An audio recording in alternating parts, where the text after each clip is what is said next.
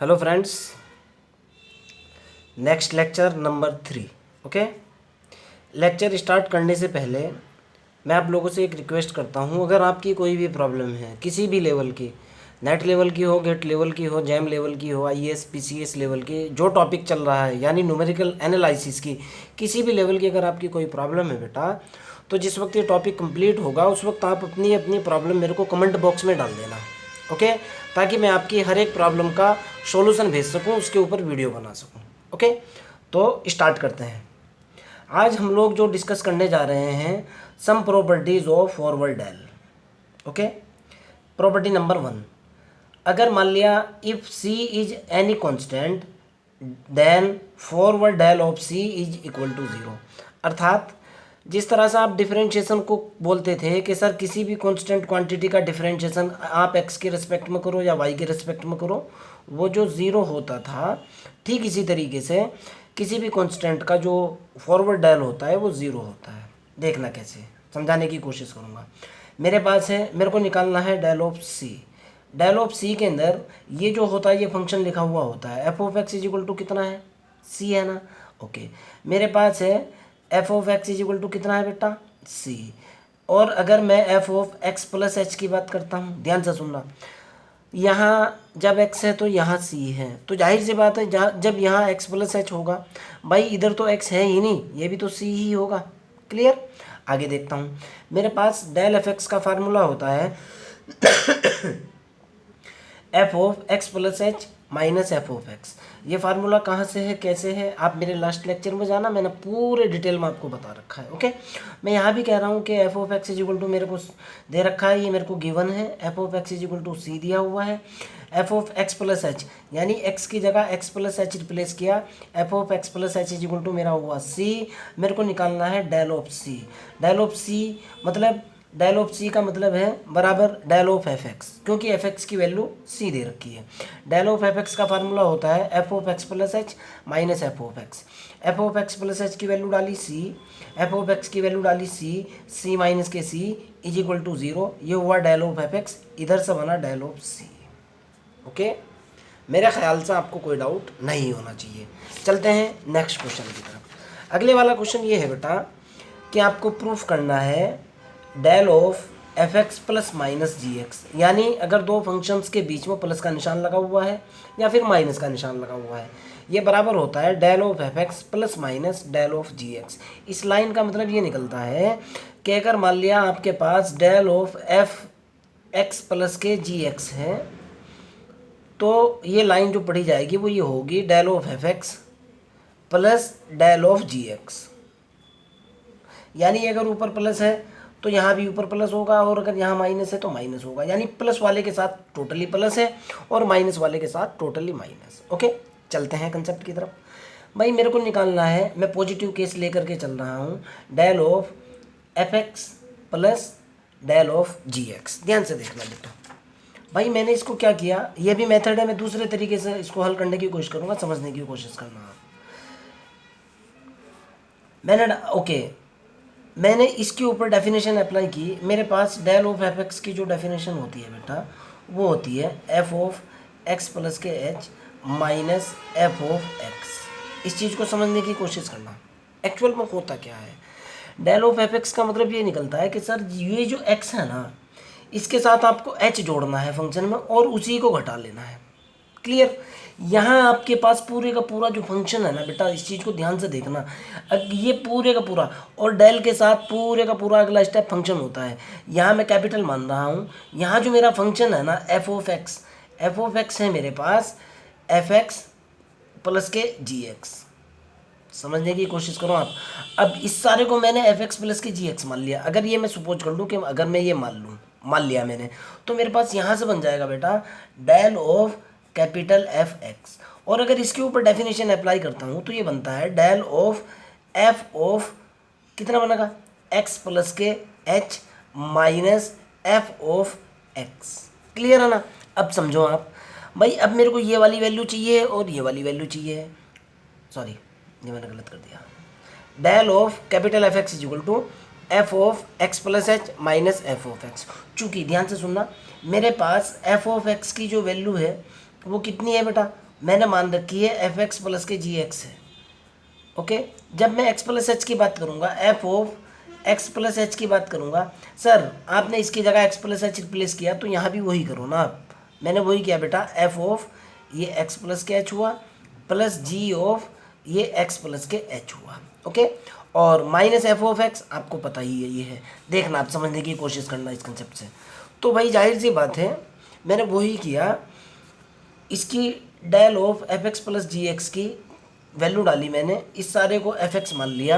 F x मानने के बाद मेरे पास डायरेक्टली ये मैंने इसको सॉल्व किया, f of x plus H आया, यानी ये यहाँ वैल्यू डाली मैंने, ये तो हुआ मेरे पास f of x plus h minus g of sorry f of x plus h plus g of x plus h. इस फार्मूले से मैंने अलग से कैलकुलेट करके दिखा दिया, माइनस मेरे को चाहिए था एफ एक्स की value F x plus k g x है, डाल दी, नो प्रॉब्लम। आगे चलते हैं।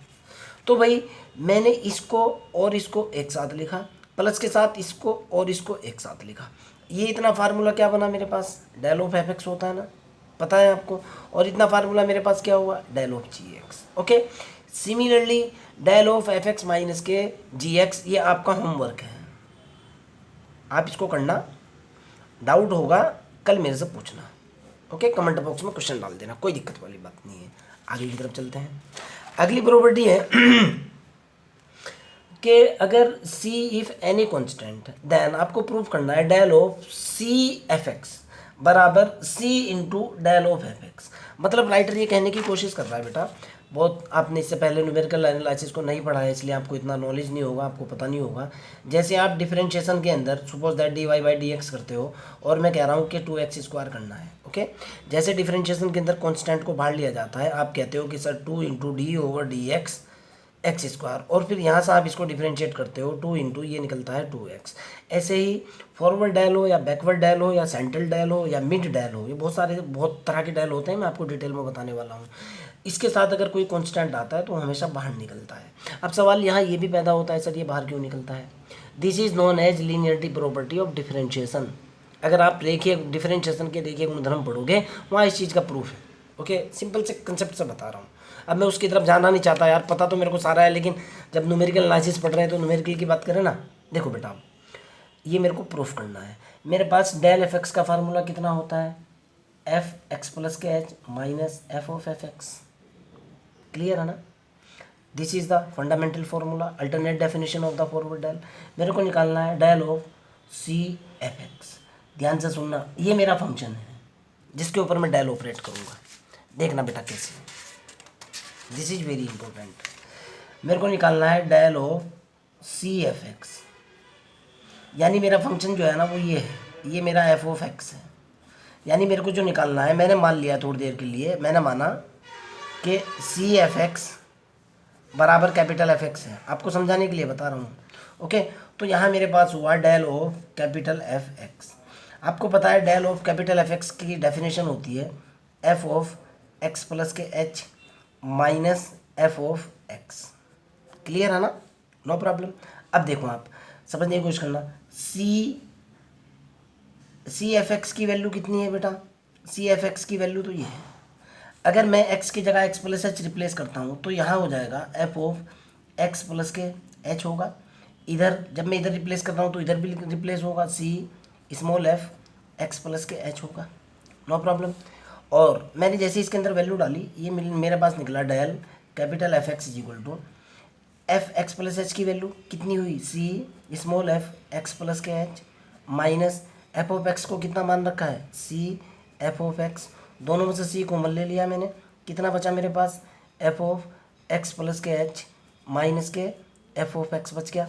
ओके, सी तो ये हुआ, इसका फार्मूला क्या होता है कि सर ये होता है डेल एफ एक्स। आप इस चीज़ को बहुत अच्छे तरीके से जानते हो और यही आपका प्रूफ है। क्लियर, यही मैंने यहाँ किया है, मैंने यहाँ डायरेक्ट कर दिया है बच्चों, क्योंकि एक टीचर को अपना स्टैंडर्ड भी रखना होता है। मैंने डायरेक्ट किया, इसके ऊपर डेल की डेफिनेशन अप्लाई करी, ये हुआ c f x plus h minus c f x, दोनों में से सी कॉमन ले लिया, ये हुआ f x plus h minus f of x. ये इतना कितने के बराबर होता है, डेल एफ एक्स के बराबर होता है। मैंने डायरेक्ट वही बता दिया। क्लियर, अब सुनो, ये दो आपके होमवर्क है, आप करने की कोशिश करना, नहीं अगर आपसे होगा तो आई विल हेल्प, मैं तो पढ़ाऊँगा यार, मैं तो एक क्वेश्चन क्लियर करूँगा। आपको निकालना है del of f x into g x बराबर होता है f x del g x plus g x del f x. जैसे आपने 12th क्लास के अंदर डिफरेंशिएशन का फार्मूला पढ़ा है ना, जैसे d over d x u into v बराबर u into d over d x v plus v into d over d x u. ये जो फार्मूला है ना डिफरेंशिएशन का, सेम इसी की तरह डेल चलता है। पहले वाला एज इट इज दूसरे के ऊपर डेल ऑपरेट प्लस दूसरे वाला एज इट इज पहले वाले के ऊपर डेल ऑपरेट। अब कंसेप्ट लगा ना, आंसर नहीं निकला आई विल हेल्प, मैं तो करूँगा, कमेंट बॉक्स में क्वेश्चन डाल देना बस। आप तो आगे की तरफ चलते हैं, एक और भी है बेटा। और हाँ, ये इसलिए है क्योंकि ये 12th बेस्ड है। अगर क्वेश्चन के अंदर जान होती ना, आपको कहने की जरूरत ना पड़ती। 12th का फार्मूला है, सेम कंसेप्ट लगा करके देखना। यहाँ देखो आप, मैं कह रहा हूँ कि डेल एफ एक्स अपॉन जी एक्स, ठीक है ना भाई। आप करते थे कि सर हर गुना अंश का अवकलन गुणांक माइनस अंश गुना हर का अवकलन गुणांक बटे हर के अवकलन गुणांक का स्क्वायर, ऐसे करते थे ना। यू अपॉन वी वाला फार्मूला सेम यही है, हर गुना अंश का, ये वाला एज इट इज रखा, इसके ऊपर डेल ऑपरेट कर दिया, माइनस अब की बार ये एज इट इज रखा, इसके ऊपर डेल ऑपरेट कर दिया। ये यहाँ से चेंज होता है, ये होगा जी x plus k H square की जगह। ओके, आप इसको भी निकाल करके देखना, ये भी आपका होमवर्क है। नहीं निकला I will help. 12th class के हैं यार, बहुत पीछे गए इसलिए बता नहीं रहा हूँ। ओके, आगे चलते हैं बेटा। यहाँ कहना चाह रहा है, हालांकि है तो ये भी 12th का ही भाई, लेकिन बता फिर भी एक लाइन का सवाल है। डेल की पावर m इंटू डेल की power n into f x is equal to, आपको प्रूफ करना है डेल की power m plus n f x. Okay, अब देखो बेटा, आपकी लेफ्ट हैंड साइड ये है, आपने इस वाले डेल की पावर m को लिखा del into del into del into del m time तक, इस वाले डेल को लिखा del into del into del into n time तक, और ये एफ एक्स आपका जुंगा तो रहा।